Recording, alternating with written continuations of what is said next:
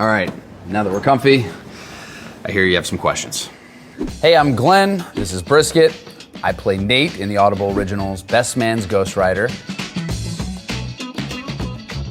I have been a best man. I think I did a pretty good job on the speech. Like, I definitely didn't ruin the wedding. I think I made some errors. Like, I had some notes afterwards. The crazy part about weddings are they're kind of a powder keg of emotions, right? They're simultaneously like so fun and funny and joyous, but also like kind of emotional. And it's kind of like the death of something and the rebirth of something else. And like, hopefully your grandparents there and you have like young kids there. It's like this collision of all the people in your life that matter. So like, I think that's what the best man speech or you know, the maid of honor speech is sort of about.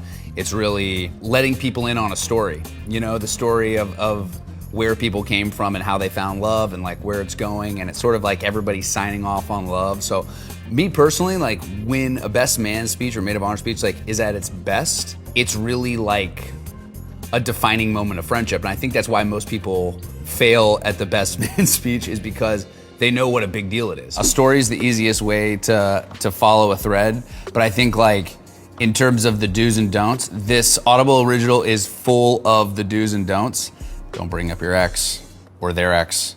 Don't bring up sketchy history that could be incriminating. Don't bring up if they were engaged before or married before, or maybe suspect history with the bridesmaids. Like, don't do that. I think anytime anybody tries to plant a joke at a wedding, there's very few people that are able to do it. Go for the heart, you'll end up stumbling on humor. You gotta do the speeches before the bar gets too deep.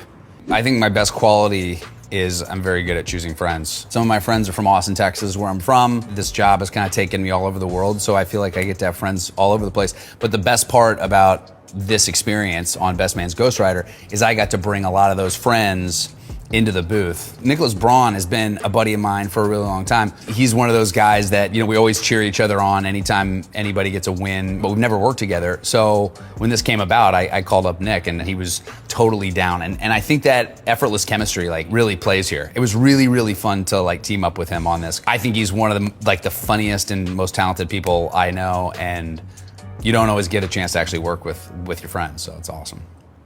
I think, look, every character you get to play, there's a piece of you in every single one, but I think like the favorite part of this job for me is that I get to pretend to be a lot of people that I don't have a whole lot in common with, and I get to play in worlds that, you know, I've never occupied. So it's like, I kind of find it to be the best thing when I have very little in common with somebody. You know, there's a lot to learn. I did wear a tuxedo to the sound booth every day on this. Never did not wear a tuxedo.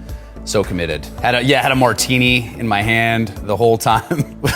Anytime we started, it wasn't action, I just clinked a glass. I think the hardest part about doing something like this is you're going from scene to scene to scene in such quick succession that you have to like reground the scene, like where am I and what am I doing and what's the tone of the scene, all this stuff. You have to be answering those so quickly and bringing the audience on that journey, right? Again, you're not popping into any of these things. You're not actually in any sort of real scenario. So you're trusting the audience to kind of build out some of that imagination for you. For me, I'm a very physical, you know, actor. And I feel like on scenes where you have to be high energy, I'm the guy that's like doing push-ups and jumping jacks in the booth and having to get my heart rate up. But that's fun. That was the best part about recording this, was like, you get to bring your friends into a booth and show up in sweatpants. I think the thing that I've realized is that the audience is sort of engaged in a way where they're kind of imagining stuff, so you don't need to put all that much on it. Like, you really just get to be present with people and have fun. It's like one of the only mediums where the audience buy-in is sort of like they're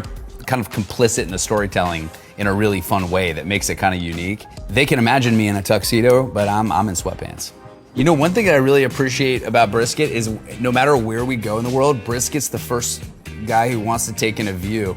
He'll find the nearest window and he looks out the window. No matter where we get to go, he always appreciates where we are. It's a great quality. If you're anyone who loves a wedding or has friends or anyone who's gotten married, which I think should be all of us, you should love this. Listen to The Best Man's Ghostwriter, now on Audible.